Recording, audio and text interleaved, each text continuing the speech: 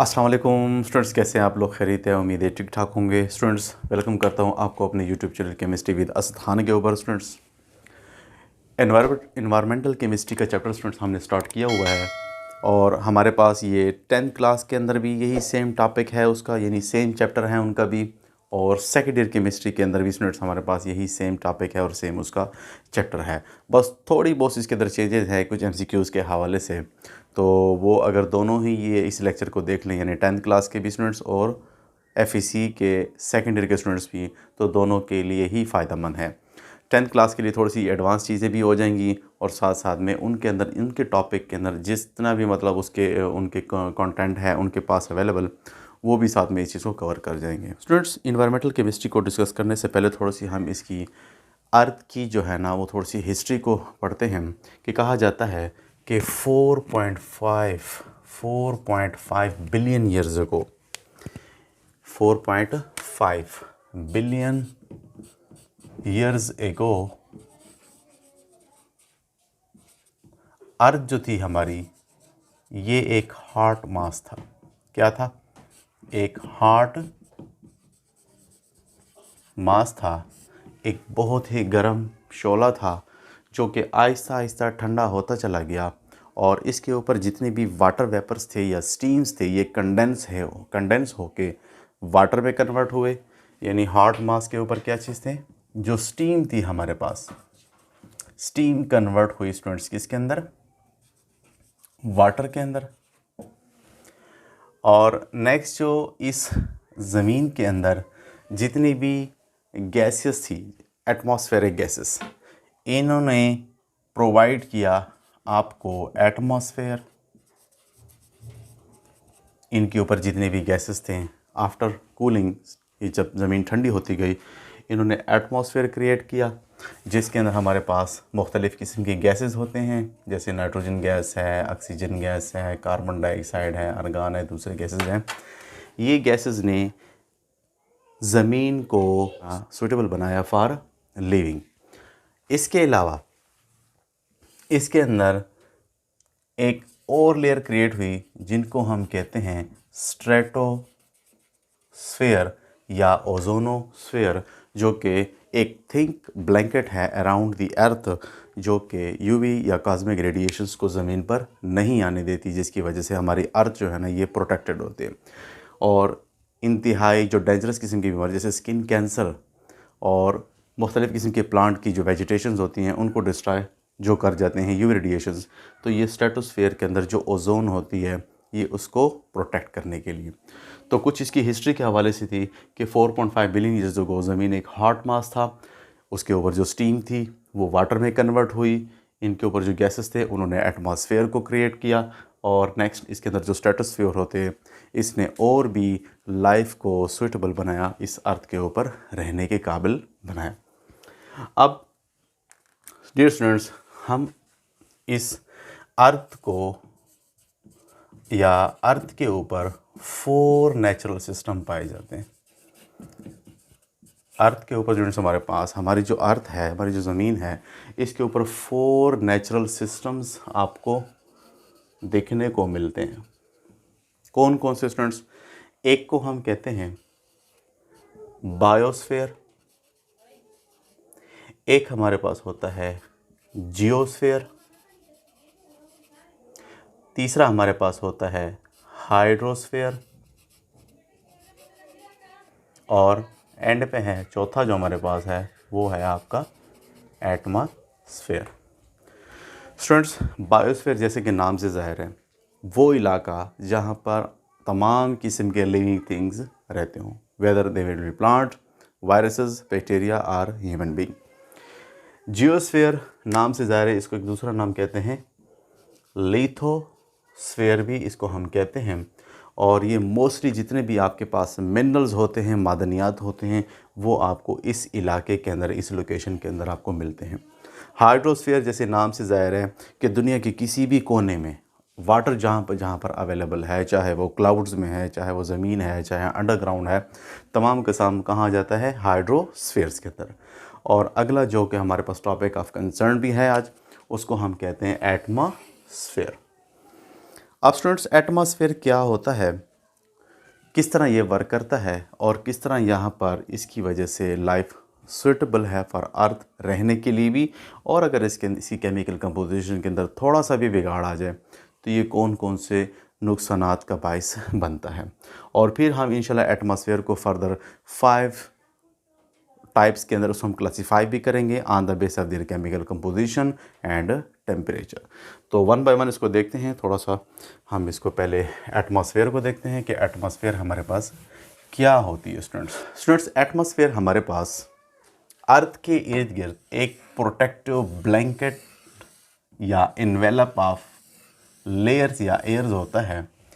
ये for example अगर हमारे पास अर्थ है स्टूडेंट्स, ये अगर हमारे पास अर्थ है, उसके अराउंड जो हवाओं का एक गिलाफ है या इन्वेलप है, उसको हम क्या कहते हैं, एटमॉस्फेयर। इस एटमॉस्फेयर के अंदर स्टूडेंट्स हमारे पास मुख्तलिफ़ किस्म की गैसेज जैसे नाइट्रोजन की gases, oxygen gases, carbon dioxide gases, organ हो जाते हैं, नियान है हमारे पास, दूसरे नोबल गैसेज हैं, वाटर के वेपर्स हो जाते हैं स्टूडेंट्स, ETC। ये तमाम गैसेस इस इन्वायरमेंट की नीड है और इनका एक बैलेंस कंपोजिशन नेचुरली कुदरत ने बना रखा है। अब अगर ये नेचुरली कंपोजिशन को आप थोड़ा सा भी डिस्टर्ब करते हैं तो आप लोगों ने ग्लोबल वार्मिंग जैसे ये क्रूशल इश्यूज सुने होंगे, जो दुनिया के अंदर ये सैलाब वगैरह आते हैं, तो इनकी केमिकल कंपोजिशन की छेड़छाड़ की वजह से है। स्टूडेंट्स वन बाय वन ये सारे पॉइंट्स आपके क्लियर होते चले जाएंगे। इनको अगर आप देखा जाए तो नाइट्रोजन हमारे पास 78.89% इन्वायरमेंट मौजूद है, ऑक्सीजन हमारे पास 21% है, जबकि बाकी जो दूसरे गैसेज है तकरीबन ये सारे 1% के अंदर आ जाते हैं हमारे पास। और मैक्सिमम आपको मैं बताऊं कि 80% जो है ना, ये आप पढ़े हैं भी, जो ट्रोपोस्फेयर होते हैं जो कि पहला स्फेयर है, ये 80% बनाता है तमाम के तमाम एटमॉस्फेयर का। यानी 80% जो गैसेस होते हैं या जो डेंसिटी है मोस्टली हवाओं की या गैसेस की, वो तकरीबन पहले स्फेयर्स के अंदर ही आ जाती है। स्टूडेंट्स इस एटमॉस्फेयर को फर्दर हमने 5 टाइप्स ऑफ स्फेयर्स के अंदर डिवाइड किया हुआ है, और ये जो डिवीज़न है या जो क्लासिफिकेशन है, ये हमने 2 बुनियादी वजूहात के बना पर की है। स्टूडेंट्स कौन कौन सी है? एक को हम टेम्परेचर कहते हैं, यानी ये जो स्फेयर्स है जो अभी हम पढ़ने जा रहे हैं, उनकी जो क्लासिफिकेशन है वो 2 पॉइंट्स की वजह से, एक टेम्परेचर की वजह से, दूसरा उनकी केमिकल कंपोजिशन की वजह से, कि कौन कौन सी गैसेस हर स्फेयर्स के अंदर इन्वॉल्व हैं। स्टूडेंट्स तो वन बाय वन इनको हम देखते हैं। अभी आपको ये सारे पॉइंट्स क्लियर भी हो जाएंगे, और इस पॉइंट्स के अंदर आपको मैं ये भी बताता चलूँ कि आप बहुत सारी चीज़ें आपकी ये जो कॉन्सेप्ट से ये क्लियर हो जाएंगे कि मोस्टली ये चीज़ें मतलब नॉर्मली देखी गई हैं कि जो प्रेशर होता है, जो ही आप टॉप टू बॉटम जाते हैं, लोअर से हायर की तरफ जाते हैं यानी माउंटेन्स की तरफ, तो प्रेशर क्या हो जाता है, डिक्रीज़ होता चला जाता है। इवन के टेम्परेचर भी लोअर सरफेस के ऊपर हायर है, जैसे जैसे आप पहाड़ों की चोटियों की तरफ जाते हैं तो ठंडक बढ़ती है, जैसे मरी के पहाड़ों के ऊपर चले जाएं या दूसरे जो हमारे पास नॉर्दर्न एरियाज़ हैं, हायर पोर्शन पे जैसे जैसे आप जाएंगे तो वहाँ पर उनका जो मौसम है वो ठंडा होता जा जाता है। उसकी बेसिक रीज़न है ये क्यों इस तरह होता है और क्या ऐसी चेंजेस हो जाती हैं इस इन्वायरमेंटल इसके अंदर कि ये ठंडक बढ़ जाती है या प्रेशर में कमी आती है। तो ये सारे क्वेश्चन के आंसर आपको इसी के अंदर ही मिल जाएंगे स्टूडेंट्स। तो इनको हम इसको एक्सप्लेन करते हैं क्लासिफिकेशन के लिहाज से। तो पहली जो लेयर है स्टूडेंट्स हमारे पास, वो है हमारे पास ट्रोपोस्फेयर।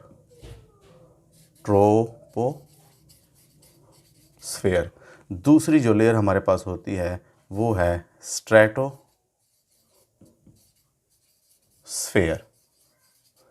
अगली जो लेयर है स्ट्रेटो के बाद हमारे पास है वो है मीज़ोस्फेयर। उससे अगली आ जाती है हमारे पास थर्मोस्फेयर, और नेक्स्ट जो लास्ट है हमारे पास वो है एक्सोस्फेयर। फ्रेंड्स बहुत काम का लेक्चर है और इसमें बहुत सारे पॉइंट्स अभी आपके क्लियर होते जाएंगे, तो वीडियो के साथ कनेक्टेड रहिएगा। ट्रोपो नाम से ज़ाहिर है, ट्रोपो मीन्स टर्निंग, चेंजिंग, यानी जैसे मैंने कहा कि अभी हमने ये जो ग्लोब बनाया भी था कि 80% गैसेस इस ट्रोपोस्फेयर्स के अंदर होते हैं, यानी ये वो इलाका है जहाँ पर एक्चुअल में हम रहते हैं स्टूडेंट्स। तो इस स्टेट्स के अंदर आपको, अगर हम इनकी कंपोजिशन के लिहाज से हम बात करें, तो ट्रोपोस्फेयर में आपको nitrogen gases, oxygen gases, carbon dioxide gases, argon, neon etcetera, water के वेपर्स, यानी आलमोस्ट अगर आप देखें तो 80% इस इन्वायरमेंट का या जो मोस्टली जो डेंसिटी है वो यहाँ पर आपको ट्रोपोस्फेयर के अंदर मिलेगी स्टूडेंट्स। और जितने भी क्लाउड्स फार्मेशन होते हैं, विंड्स फार्मेशन होती है, या मोस्टली जो स्नोफॉल हो रहे होते हैं, ये सारे के सारे आपके इस ट्रोपोस्फेयर्स के अंदर आपको मिलेंगे स्टूडेंट्स। यहाँ पर एक एक टर्मिनोलॉजी भी आती है, वो इंशाल्लाह मैं आपको एक्सप्लेन करूँगा अभी, जिसको हम कहते हैं लैब्स रैट। तो वो आते हैं, पहले इनकी कंपोजिशन देख लेते हैं स्टूडेंट्स। ट्रोपोस्फेयर के अंदर इसमें बाद हमारे पास स्ट्रेटोस्फेयर है, इसमें मोस्टली इसको हम ओजोनोस्फेयर भी बोलते हैं, और यहाँ पर मोस्टली आपको ओजोन एलॉन्ग विद नाइट्रोजन और ऑक्सीजन गैसेस भी मिलती हैं। स्ट्रेटोस्फेयर को हम ओजोनोस्फेयर भी बोलते हैं, जो कि एक ओजोन हमारे पास एक बता चुका हूँ अर्थ के एक इन्वेलप है, प्रोटेक्टिव इन्वेलप है, जो कि यूवी या कॉस्मिक जैसे ख़तरनाक शुआओं को ज़मीन पर नहीं आने देते, जो कि कैंसर काजिंग हैं। मेसोस्फेयर्स के अंदर अगर आप चले जाएं स्टूडेंट्स, यहाँ पर आपको nitrate ion along with O2 के आयन्स मिलेंगे स्टूडेंट्स। थर्मोस्फेयर में चले जाएं, थर्मोस्फेयर के अंदर मोस्टली जो प्लाज्मा स्टेट होता है मैटर का, वो आपको थर्मोस्फेयर के अंदर नजर आएगा। Meso means middle, meso means middle, ये मिडल लेयर होती है। अक्सर एमसीक्यूज़ के अंदर आ चुका है कि which one of them is also called middle layer, so that will be a mesosphere. Thermosphere की अगर हम बात करें स्टूडेंट्स, ये हमारे पास नाम से ज़ाहिर है, therm means temperature, high temperature radiations हैं यहाँ पर आपको मिलेंगी। और मोस्टली अगर आप इनकी भी कंपोजिशन में चेक करें तो आपको मोस्टली नाइट्रेट आयन और ऑक्सीजन के मॉलिक्यूलर आयन, यानी यहाँ पर आपको मोस्टली प्लाज्मा देखने को मिलता है स्टूडेंट्स। और मोस्टली जो मीटियर्स होते हैं, मीटियर्स आप जानते होंगे, जिनको हम उर्दू में शहाब साकिब भी कहते हैं, मोस्टली आपको इस स्फेयर्स के अंदर आपको जलते हैं, यानी आसमान के ऊपर जो चमकता हुआ एक दुमदार सितारा जो आपको नज़र आते हैं, जैसे हम कहते हैं कि टूटे हुए सितारे। असल में ये टूटे हुए सितारे एक मैटर होता है जो किसी भी प्लैनेट से जब टूटता है, और मोस्टली जब वो इस स्फेयर्स में से पास आउट होते हैं, चूँकि यहाँ का टेम्परेचर बहुत हाई होता है, तो वो फ्रिक्शंस की वजह से उसको आग तक लग जाती है, जिसकी वजह से वो यहाँ पर विजिबल आपको दिखाई देता है, उसको हम मीटियर कहते हैं। और एक्सोस्फेयर के अंदर मोस्टली आपके पास हीलियम और हाइड्रोजन के आयंस होते हैं, गैसेस होते हैं। ये थी इनकी जस्ट कंपोजिशन के हवाले से। अगर हम इनकी डिस्टेंस के हवाले से देखें तो सबसे पहले स्टूडेंट्स, अगर आप इसको एक्सप्लेन करने से पहले थोड़ा सा अगर आपको मैं ये बताऊं कि हमारी जो अर्थ होती है, अगर आप इसको ऐसे एलिप्टिकल शेप में होती है, यह जो हमारे पास ये हॉरिजॉन्टल, अगर आप इसको ऐसे देखें, अगर आप ये हॉरिजॉन्टल रो जो आपको नज़र आ रही है, इस किस्म का जो पोर्शन है उसको हम कहते हैं लैटीट्यूड। क्या ये हमारे पास होता है लैटीट्यूड। और अगर आप इसको इस तरह वर्टिकली डिवाइड करें, जो कि हमारे पास यहाँ पर नॉर्थ पोल होता है, यहाँ पर साउथ पोल होते हैं, ये अर्थ के इक्वेटर्स होते हैं स्टूडेंट्स। ये क्या होते हैं? इक्वेटर। ये जो लॉन्गिट्यूडनल स्टेज हैं, इसको हम क्या कहते हैं स्टूडेंट्स? लॉन्गिट्यूड। और जैसे जैसे ज़मीन से आप ऊपर की तरफ जाते हैं तो उसको हम क्या कहते हैं? एल्टीट्यूड। यानी ऊपर की तरफ जैसे हम इससे जाते हैं ज़मीन से, तो उसको हम क्या कहते हैं? एल्टीट्यूड। ये टर्मिनोलॉजीज़ आप अपने जहन में रखें, क्योंकि अभी इनके साथ हमारा वास्ता भी पड़ेगा, तो आपको ये सारी चीज़ें क्लियर होनी चाहिए। स्टूडेंट्स, ट्रोपोस्फियर तकरीबन हमारे पास 0 से लेके 11 किलोमीटर तक का फैला हुआ जो इलाका है, ये ट्रोपोस्फियर कहलाता है। स्ट्रेटोस्फियर की अगर हम बात करें तो ये 11 किलोमीटर से लेके तकरीबन 50 किलोमीटर तक का फैला हुआ ये इलाका होता है। मोस्टली जब आप ज़मीन से तकरीबन 30 किलोमीटर पर चले जाएं तो आपको ओजोन यानी ओजोनोस्फियर मिलता है स्टूडेंट्स। उसके बाद हमारे पास यहाँ पर जो मीज़ोस्फेयर है, ये तकरीबन 50 किलोमीटर से लेके 85 किलोमीटर तक फैला हुआ इलाका है हमारे पास। और नेक्स्ट हमारे पास जो थर्मोस्फेयर है ये 85 किलोमीटर से लेके तकरीबन 500 किलोमीटर तक का फैला हुआ इलाका होता है स्टूडेंट्स। थर्मोस्फेयर के बाद एक्सोस्फेयर है, और मोस्टली कई बुक्स के अंदर ये भी लिखा जा चुका है जो कि एटमॉस्फेयर है स्टूडेंट्स हमारे पास। यानी यहाँ पर तो लिखा हुआ है कि 0 से लेके 500 किलोमीटर का जो इलाका है ये तकरीबन एटमॉस्फेयर कहलाता है, लेकिन कई बुक्स के अंदर तकरीबन ये 10,000 किलोमीटर तक का जो इलाका है ये सारा का सारा एटमॉस्फेयर के अंदर इंक्लूडेड है। अब स्टूडेंट्स ये सारी चीज़ें डिस्कस करने के बाद यहाँ पर आपको मैं एक पॉइंट बताता चलूँ कि ये जो जनरल हमने इनकी जो डिस्टेंस वाइज इनकी क्लासिफिकेशन की है ये एक जनरल टर्मिनोलॉजीज होती है।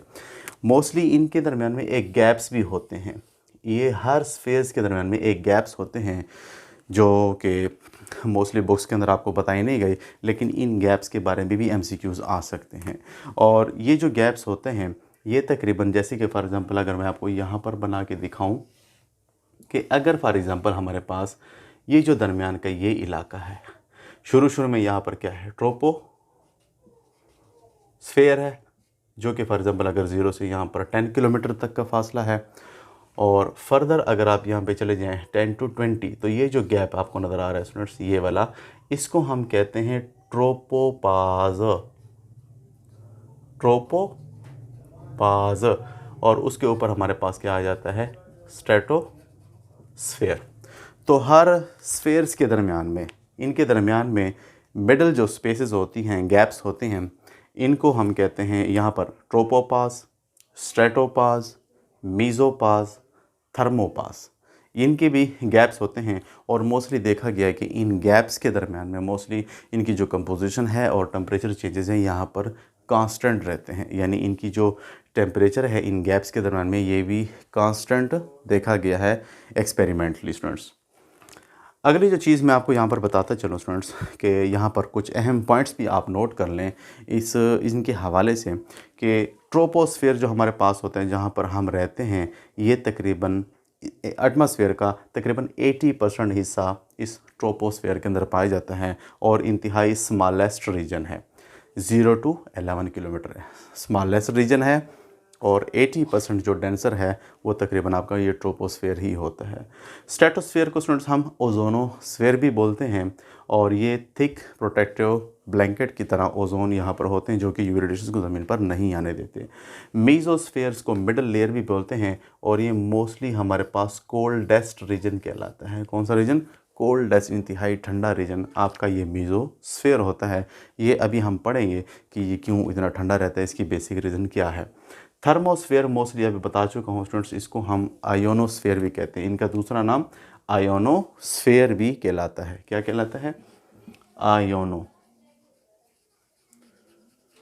आयोनोस्फेयर भी कहलाता है स्टूडेंट्स। और एक्सोस्फेयर के अंदर मोस्टली जो एबंडेंटली चीज़ें पाई जाती हैं वो हाइड्रोजन और हीलियम होती हैं स्टूडेंट्स हमारे पास, जो अपर या आउटसाइड एक्सटर्नल साइड्स के ऊपर आपको मिलती हैं। टेम्परेचर के हवाले से अगर हम बात करें तो टेम्परेचर में स्टूडेंट्स ये है हमारे पास कि ये जो शुरू का ट्रोपोस्फेयर हमारे पास होता है इसका टेम्परेचर उन्होंने देखा है कि 15 डिग्री सेंटीग्रेड से लेके तकरीबन -56 डिग्री सेंटीग्रेड तक का यहाँ इस इलाके का टेम्परेचर रहता है। स्ट्रेटोस्फेयर की अगर हम बात करें, मैं आपको बताता भी हूँ कि ये टेम्परेचर में कैसे चेंजेस आते हैं। यहाँ पर बहुत ही इंटरेस्टिंग किस्म की वेरिएशंस हो रही हैं, कभी टेम्परेचर बढ़ रहा है, कभी टेम्परेचर गिर रहा है, तो उसकी बेसिक रीज़न भी हम पढ़ेंगे स्टूडेंट्स। 15 से लेके -56 तक, जबकि स्ट्रेटोस्फेयर की अगर आप तय करें तो स्ट्रेटोस्फेयर में -56 से लेके -2 डिग्री सेंटीग्रेड तक का टेम्परेचर डिक्रीज़ हो जाता है, -56 से और -2, यानी यहाँ पर अगर आप देखें तो टेम्परेचर फिर से बढ़ना शुरू हो गया है। देखें 15 से -56 और फिर -56 से -2 की तरफ, यानी नेगेटिवली कम हो गया है, तो टेम्परेचर बढ़ रहा है। मीज़ोस्फीयर में अगर आप देखें स्टूडेंट्स तो हमारे -2 से डिग्री सेंटीग्रेड से ये चला जाता है -92 डिग्री सेंटीग्रेड, फिर से टेम्परेचर डिक्रीज़ हो गया इसी वजह से, और इतना ज़्यादा डिक्रीज हम कहते हैं ये कोल्डेस्ट रीजन है हमारे पास। इसके रीज़न भी अभी पढ़ते हैं कि जब मैं आपको बताऊंगा इनकी बेसिक रीज़न कि टेम्परेचर में ये चेंजेस कैसी है और क्यों हो रही हैं। थर्मोस्फेयर की स्टूडेंट्स अगर आप बात करें तो यहाँ पर ये -92 डिग्री सेंटीग्रेड से लेके 1200 डिग्री सेंटीग्रेड तक यहाँ पर टेम्परेचर बढ़ जाता है। चूँकि जैसे जैसे हम top to lower to higher जाते हैं तो चूँकि एक तो मैंने बताया कि यार एयर की जो डेंसिटी है वो कम हो रही है, यानी एब्जॉर्प्शन कौन करेगा, कौन से गैसेस होंगी यहाँ तक जो अवेलेबल होंगी जो कि हीट को एब्जॉर्ब करें। जब गैसेस ही नहीं है तो ज़ाहिर बात है हीट कैपेसिटी को कौन मतलब फेस करेगा, हीट कौन एब्जॉर्ब करेगा। मोस्टली यहाँ पर जो आयन्स होते हैं वो टेम्परेचर इतना ज़्यादा होने की वजह से ये आयनाइज फॉर्म में मिलेंगे आपको प्लाज्मा स्टेट में, और टेम्परेचर बढ़ने का ख़तरा होता है यहाँ पर। और एक्सोस्फेयर में मोस्टली देखा गया है कि 0 डिग्री सेंटीग्रेड से लेकर स्टूडेंट्स यहाँ हमारे पास 1700 डिग्री सेंटीग्रेड तक का टेम्परेचर यहाँ पर चेंजेस यहाँ पर होती रहती हैं। 0 से 17 यानी रात को इतना ठंडा हो जाता है कि टेम्परेचर 0 पे चला जाता है, जबकि दिन के वक्त टेम्परेचर हमारे पास 1700 डिग्री सेंटीग्रेड तक चला जाता है स्टूडेंट्स। अब ये सारे रीज़न मैं आपको बताता चलूँ कि हमारी जो ज़मीन है स्टूडेंट्स, इसके ऊपर सूरज की रोशनी पड़ती है और आपको पता है लाइट के साथ साथ यहाँ पर हीट भी आ रही है। अब यहाँ पर मैंने जैसे बताया कि टेम्परेचर कहीं पे गिर रहा है, कहीं पे बढ़ रहा है, कहीं पे गिर रहा है, कहीं पे बढ़ रहा है। ये वेरिएशंस या कैसे हो रही हैं स्टूडेंट्स, जैसे जैसे ज़मीन के ऊपर ये हीट की एनर्जीज पड़ती हैं तो यहाँ पर आपको मैं बता चुका हूँ कि कौन सी गैसेस हैं हमारे पास, ये N2, O2, carbon dioxide, argon, यानी ट्रोपोस्फेयर के अंदर मोस्टली ज़्यादा डेंसर इलाका जो है ये हीट को इस cosmic rays, infrared rays, visible raise, infrared rays, ये सारे रेज जो कि ज़मीन के ऊपर आ रही हैं एब्ज़ॉर्ब हो रही हैं। अब जैसे जैसे ज़मीन गर्म होती है तो रात के वक्त भी ये इंफ्रा रेडिएशंस जो हैं ये दोबारा से इमिट होती है और इन गैसेस को क्या करती हैं, हीटअप कर देती हैं। ये गैसेस जैसे हीटअप होते हैं तो आपने एक चीज़ पढ़ी होगी कि जब भी टेम्परेचर बढ़ता है स्टूडेंट्स तो क्या चीज़ बढ़ती है, वॉल्यूम बढ़ता है। चार्ल्स लॉ आप लोगों ने सुना होगा। तो टेम्परेचर बढ़ने की वजह से वॉल्यूम क्या होता है, एक्सपेंड होते हैं। ये गैसेस एक्सपेंड होते हैं। एक्सपेंड होने की वजह से इनकी डेंसिटी भी लो हो जाती है, क्योंकि डेंसिटी क्या है, मास पर यूनिट वॉल्यूम। वॉल्यूम जैसे बढ़ता है डेंसिटी लो हो जाती है। आपने पढ़ा हुआ है मास पर यूनिट वॉल्यूम। लोअर चीज़ें जैसे डिनोमिनेटर बढ़ेगा तो डेंसिटी क्या हो जाएगी, कम होगी। तो टेम्परेचर बढ़ाने से वॉल्यूम एक्सपेंड होगा, गैसेस दूर दूर जाएंगी, कोलाइड करेंगी दूसरे पार्टिकल के साथ, और इनकी डेंसिटी कम होने की वजह से ज़ाहिर बात है लोअर डेंसर चीज़ें अपर की तरफ जाने की कोशिश करते हैं। और ये जैसी ये गैसेस जो कि हार्टअप या हीटअप गैसेस हैं, ये जैसे ऊपर की तरफ जाते हैं तो दूसरे मॉलिक्यूल के साथ कोलाइड होते जाते हैं। ये मॉलिक्यूल जैसे कोलाइड होंगे, इलास्टिक कोलिजन होगी और ये अपनी हीट क्या करेंगे, दूसरे मॉलिक्यूल्स को ट्रांसमिट करते चले जाएंगे। यानी इनकी एनर्जी आहिस्ता आहिस्ता क्या हो रही है, डिक्रीज़ होती चली जा रही है। जैसे जैसे ये ऊपर की तरफ जाएंगे तो इनका टेम्परेचर क्या हो जाएगा इन गैसेस का स्टूडेंट्स, क्योंकि ये तो अपनी एनर्जी दूसरे मॉलिक्यूल्स को दे चुके हैं। तो इनका टेम्परेचर क्या हो जाता है, जैसे जैसे ये ऊपर की तरफ जाते हैं डिक्रीज़ होना शुरू हो जाता है। इसलिए कहा जाता है कि जैसे ही आप ऊपर की तरफ जाते हैं, पहाड़ों के ऊपर की तरफ, हायर एल्टीट्यूड्स की तरफ, तो टेम्परेचर क्या हो जाता है, डिक्रीज़ होना शुरू हो जाता है। अब नेक्स्ट जो स्ट्रेटोस्फीयर है, यहाँ पर अगर आप देखें तो इसको थोड़ा सा अगर हम साफ़ कर लें फिर आपको ये मज़ीद आसानी से क्लियर हो जाएगा स्टूडेंट्स कि यहाँ पर क्या रीज़न है कि स्ट्रेटोस्फीयर के अंदर फर्दर टेम्परेचर होना बढ़ना शुरू हो जाता है। स्टूडेंट्स स्ट्रेटोस्फीयर के अंदर, स्ट्रेटोस्फीयर के अंदर होता क्या है, हमारे पास जो O3 का मॉलिक्यूल होता है, ओजोन गैस एक पॉइजनस गैस होती है। ये अगर लोअर सरफेस पर रहें तो ये बहुत ही आँखों की बीमारियाँ और मोस्टली वो जो फोटो केमिकल स्मोक होती है वो काज करती है। स्टूडेंट्स इसको इंशाल्लाह मैं ओजोन लेयर डिप्लेशन के अंदर डिटेल से बताऊँगा। अब यहाँ पर जो O3 होता है स्टूडेंट्स, ये जो UV रेडिएशंस होती हैं जब ये इनकी तरफ आती हैं तो ये O3 टूट कर एटॉमिक फॉर्म में और मॉलिक्यूलर फॉर्म में तकसीम हो जाते हैं, और UV रेडिएशंस कंज्यूम हो गई हैं इसको तोड़ने में। यानी UV रेडिएशंस को ज़मीन पर नहीं आने दिया, बल्कि क्या हो गई हैं, वो कंज्यूम हो गई हैं, और O3 इटसेल्फ खुद टूट जाता है ऑक्सीजन मॉलिक्यूलर ऑक्सीजन में और एटॉमिक ऑक्सीजन में। यानी UV जो हैं वो क्या हो गई हैं, वो इस्तेमाल हो चुकी हैं इनको तोड़ने में। अब कुछ ही थोड़ी देर के बाद ये दोबारा से आपस में कंबाइन होते हैं और क्या बन जाते हैं, O3। अब यहाँ पर चूंकि बॉन्ड की फॉर्मेशन हो रही है, यहाँ पे बॉन्ड की ब्रेकेजेस हो रही है, यहाँ पर चूंकि बॉन्ड ब्रेक हो रहा था तो हीट एनर्जी यूज़ हो रही थी, यहाँ पर बॉन्ड दोबारा बन गया तो यहाँ पे साथ में कुछ ना कुछ हीट भी रिलीज़ होती है और वो हीट दोबारा से ज़मीन के ऊपर यानी ट्रोपोस्फेयर के अंदर भेजा जाता है लाइफ को सस्टेन करने के लिए। ये जो हीट है जो यहाँ पे बॉन्ड के फॉर्मेशन की वजह से रिलीज़ हुई है, ये इतनी ख़तरनाक हीट नहीं है जितनी कि ये यूवी रेडिएशंस होती है। अब यहाँ पर जैसे चूँकि ये हीट रिलीज़ हो रही है तो टेम्परेचर फिर से क्या हो गया, बढ़ना शुरू हो गया, यानी -56 से कितना हो गया था, -2 पे। उम्मीद है आप चीज़ें स्टूडेंट्स पिक कर रहे होंगे।